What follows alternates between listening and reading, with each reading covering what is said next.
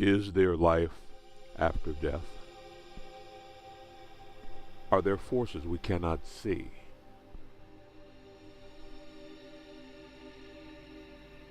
What happens to your soul? We know what happens to your body. It just decays and disintegrates. It's like driving down a freeway, down the road of life.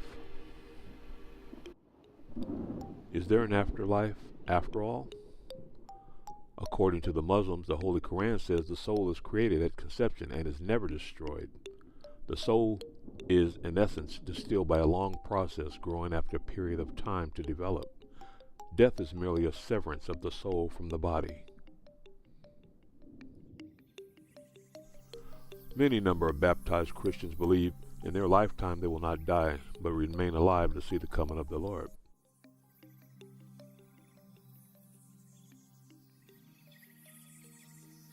They also believe they will float through the air to meet Christ. This is where they will always be with the Almighty. Eternal life means many things to different people. Only the resurrected few will experience the glory of the coming of the Lord.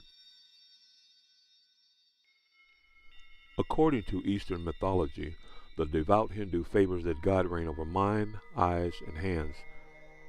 A true Hindu senses that his or her time is near. They mouth the word Om, which helps them to concentrate.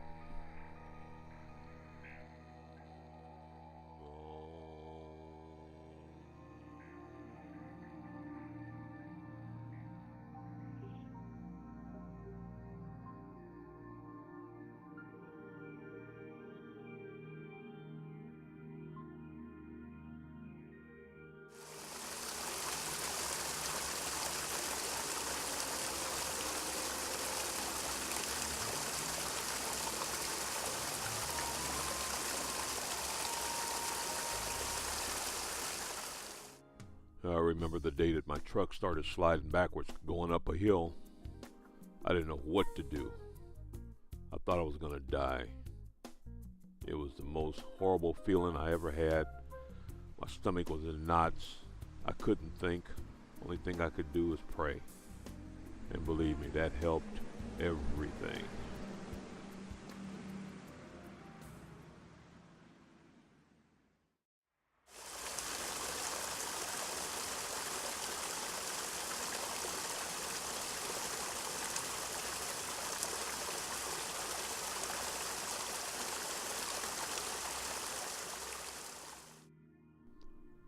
Personally, I've never seen a ghost or a spirit, but I have been in a room where things kind of fall off the shelf or get knocked over and there's no one around.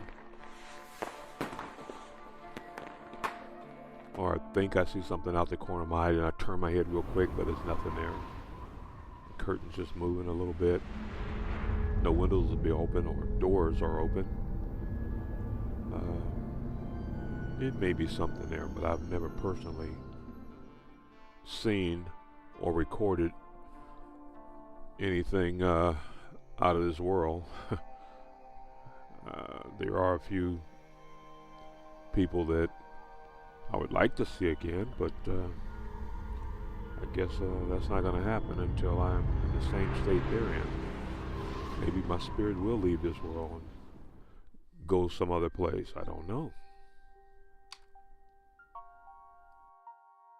Funny, after a life-changing event, a near-death experience, brush with death, people's attitudes sort of change, and for a minute they're acting real,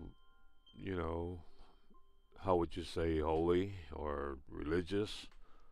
They might straighten up for a minute or two, but after time goes by, they seem to revert back to their old selves and figure they just dodged a bullet.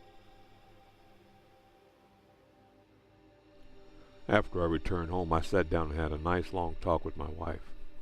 I explained to her that although I've been driving commercially for over 34 years, something like this has never happened before. She said she understood and was just thankful to God that I came back home. We continue to go to church on Sundays, enjoy our grandchildren, and live a low-key lifestyle. I still enjoy raising vegetables, working in the yard, and tinkering with my old cars. There's something different now, beside a little more gray. I realize just how precious life is. Some people take it for granted. They say, oh, I'll do this or I'll do that tomorrow. What's the rush? I got plenty of time. And I say, no, you don't. Nobody knows exactly how much time anyone has. There is no timetable for a person's life. I say, live life the fullest. Do the things you like to do, and most of all, don't ever think that someone is not watching over you. He's always been there for you. You just have to call his name.